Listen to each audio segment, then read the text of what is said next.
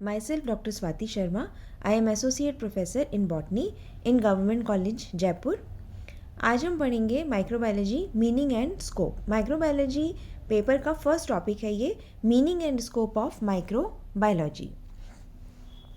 Microbiology को अगर हम डिफाइन करें तो microbiology is the branch of biology which deals with the study of structure, physiology and reproduction of micro organisms. Microbiology biology की ऐसी branch है जिसमें कि हम माइक्रो ऑर्गेनिज्म की स्टडी करते हैं, उनका स्ट्रक्चर कैसा होता है, उनकी फिजियोलॉजी, उनमें किस प्रकार की एक्टिविटीज़ होती हैं और उनमें किस प्रकार से रिप्रोडक्शन होता है।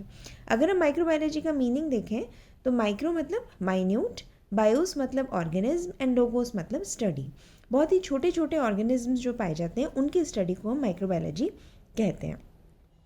चूँकि इसका नाम ही है माइक्रोबायोलॉजी, माइक्रो ऑर्गेनिजम्स की स्टडी है, तो वे क्या होते हैं, माइक्रोस्कोपिक होते हैं, केवल हमें माइक्रोस्कोप के द्वारा ही दिखाई देते हैं, नेकेड आइज़ के माध्यम से हमको दिखाई नहीं देते हैं। माइक्रो ऑर्गेनिज्म जो होते हैं वे हर जगह प्रेजेंट होते हैं, एनवायरनमेंट में सभी जगह प्रेजेंट हैं, एयर में, वाटर में, हमारे फूड में भी प्रेजेंट हैं। चूँकि वो माइक्रो हैं, माइक्रोस्कोपिक हैं, इसलिए हमें नेकेड आइज से दिखाई नहीं देते हैं, बाकी वो हर जगह प्रेजेंट हैं। लेकिन केवल 1% माइक्रोब्स ही हैं जो कि पैथोजेनिक हैं। 99% माइक्रो ऑर्गेनिज्म जो हैं वो पैथोजेनिक नहीं होते हैं, वो हमें कोई बीमारी नहीं पैदा करते हैं, लेकिन केवल 1% ही माइक्रो ऑर्गेनिजम्स हैं जो कि पैथोजेनिक होते हैं। माइक्रो ऑर्गेनिजम्स करोड़ों सालों पहले ओरिजिनेट हुए, इवोल्व हुए, इंडिपेंडेंटली इवोल्व हुए और वो maximum micro organism symbiotic relationship दर्शाते हैं। सिम्बायोटिक मतलब सहजीवन में वे पाए जाते हैं। वे हमारी ह्यूमन बॉडी में भी प्रेजेंट हैं। हमारे लिए कई बैक्टीरिया हैं जो कि फ्रेंडली बैक्टीरिया हैं, हमारी बॉडी में प्रेजेंट होते हैं, जो कि हमारे लिए रिक्वायर्ड हैं।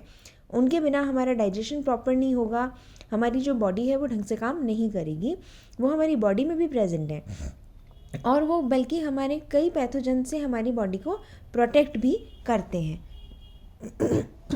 माइक्रो ऑर्गेनिजम्स को 5 ग्रुप्स में क्लासिफाई किया है: virus, bacteria, algae, fungi and protozoa. इन 5 ग्रुप्स में मेनली उन्हें डिवाइड किया गया है। Micro organisms are all living और वो एक या एक से अधिक सेल्स के बने होते हैं। केवल वायरसेस हैं जो कि एसेलुलर हैं और उनको लिविंग और नॉन लिविंग के बीच में एक कनेक्टिंग लिंक माना जाता है। एंशियंट टाइम्स में यानी पुराने ज़माने में ऑर्गेनिजम्स को मेनली 2 ग्रुप्स में बांटा गया था, प्लांटी एंड एनिमेलिया। क्योंकि वो उस समय जब माइक्रोस्कोप्स ही अवेलेबल नहीं थे तो हमें उसका इन्वेंशन नहीं हुआ था, तो माइक्रो ऑर्गेनिजम्स इवोल्व होने के बाद, इन्वेंशन होने के बाद ही माइक्रो ऑर्गेनिजम्स को देखा गया, उसके बाद ही उनके बारे में जानकारी प्राप्त हुई। उससे पहले तक ये माइक्रो ऑर्गेनिजम्स क्या होते हैं, कैसे होते हैं, इनके बारे में कोई जानकारी नहीं थी। तो केवल 2 ग्रुप्स में बांटा गया था, प्लांटी और एनिमेलिया। अर्न्स्ट हैकेल ने सबसे पहले तीसरा ग्रुप प्रोटिस्टा को इंक्लूड किया था। प्रोटिस्टा में नॉन न्यूक्लिएटेड और न्यूक्लिएटेड दोनों प्रकार के माइक्रोब्स को ऐड किया गया था। नॉन न्यूक्लिएटेड जिनमें कि न्यूक्लियस नहीं पाया जाता जैसे कि बैक्टीरिया, और न्यूक्लिएटेड जैसे कि प्रोटोजोआ, एल्गी और फंजाई जो है वो जिनमें कि न्यूक्लियस प्रॉपर पाया जाता है। तो उन्होंने प्रोटिस्टा में उसको इस ग्रुप प्रोटिस्टा एक तीसरे ग्रुप में इनको ऐड किया गया था। जब माइक्रोस्कोप का इन्वेंशन हुआ तो सेलुलर ऑर्गेनाइजेशन के आधार पर ग्रुप्स को 2 भागों में बांटा, प्रोकैरियोट्स एंड यूकैरियोट्स। प्रोकैरियोट्स जिनका कि सेलुलर ऑर्गेनाइजेशन बिल्कुल सिंपल होता है और उनमें प्रिमिटिव न्यूक्लियस पाया जाता है, यानी उनमें न्यूक्लियस प्रॉपर नहीं पाया जाता है, जैसे कि bacteria, viruses, blue green algae. और दूसरा ग्रुप है यूकैरियोट्स जिसमें भी कॉम्प्लेक्स सेलुलर स्ट्रक्चर होता है और ऑर्गेनाइज्ड न्यूक्लियस होता है, यानी प्रॉपर न्यूक्लियर मेम्ब्रेन पाई जाती है और जेनेटिक मटेरियल न्यूक्लियस के अंदर पाया जाता है, जैसे कि algae, fungi, higher plants, animals. इस प्रकार से प्रोकैरियोट्स और यूकैरियोट्स 2 ग्रुप्स में ऑर्गेनिजम्स को बांटा गया। प्रोकैरियोट्स और यूकैरियोट्स के डिफरेंसेस अगर हम देखें तो प्रोकैरियोट्स में ऑर्गेनल्स में मेम्ब्रेन नहीं पाई जाती है और मेम्ब्रेन बाउंड ऑर्गेनल्स ही नहीं पाए जाते हैं, जबकि यूकैरियोट्स में मेम्ब्रेन बाउंड ऑर्गेनल्स पाए जाते हैं। प्रोकैरियोट्स में राइबोसोम्स ही केवल एक ऑर्गेनल है और यूकैरियोट्स में कई ऑर्गेनल्स पाए जाते हैं, जैसे कि endoplasmic reticulum, Golgi complex, lysosomes, nucleus proper, वो भी यूकैरियोट्स में ही पाया जाता है। ये सारे और सेल ऑर्गेनल्स प्रोकैरियोट्स में एब्सेंट होते हैं। राइबोसोम्स जो पाए जाते हैं वो भी 70S टाइप के पाए जाते हैं और यूकैरियोट्स में 80S टाइप के राइबोसोम्स पाए जाते हैं। प्रोकैरियोट्स में प्रॉपर न्यूक्लियस नहीं पाया जाता, वेल डिफाइंड न्यूक्लियस नहीं पाया जाता, क्योंकि न्यूक्लियर मेम्ब्रेन एब्सेंट होती है, मेम्ब्रेन बाउंड स्ट्रक्चर्स एब्सेंट होते हैं। तो उसमें जेनेटिक मटेरियल जैसे कि DNA, RNA साइटोप्लाज्म में ही प्रेजेंट होता है, जबकि यूकैरियोट्स में मेम्ब्रेन कवर्ड जेनेटिक मटेरियल पाया जाता है, क्योंकि प्रॉपर न्यूक्लियर मेम्ब्रेन प्रेजेंट होती है, न्यूक्लियस पाया जाता है और जेनेटिक मटेरियल न्यूक्लियस के अंदर ही पाया जाता है। प्रोकैरियोट्स में DNA सर्कुलर होता है, जबकि यूकैरियोट्स में लीनियर DNA पाया जाता है। प्रोकैरियोट्स अधिकतर यूनिसेलुलर होते हैं और यूकैरियोट्स मल्टीसेलुलर भी हो सकते हैं और यूनिसेलुलर भी हो सकते हैं। प्रोकैरियोट्स में सेल्स का साइज़ बहुत छोटा होता है, यूकैरियोट्स में सेल का साइज़ बड़ा होता है। प्रोकैरियोट्स में ऑर्गेनिजम्स का नंबर बहुत लार्ज है, जबकि यूकैरियोट्स में उनके कंपैरिजन में ऑर्गेनिजम्स का नंबर कम होता है।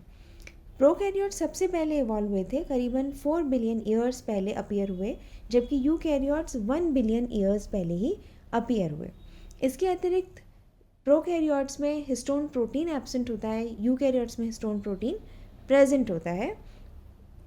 डेवलपमेंट अगर हम स्टडी करें तो डेवलपमेंट प्रोकैरियोट्स में प्रॉपर टिश्यू डिफ्रेंशिएशन नहीं होता, मेटामॉर्फोसिस नहीं पाया जाता, जबकि यूकैरियोट्स में टिश्यू डिफ्रेंशिएशन प्रॉपर होता है और मेटामॉर्फोसिस भी प्रेजेंट होता है। फ्लैजिला प्रोकैरियोट्स में पाए जाते हैं, लेकिन 9+2 अरेंजमेंट एब्सेंट होता है, जबकि यूकैरियोट्स में फ्लैजिला में 9+2 अरेंजमेंट पाया जाता है।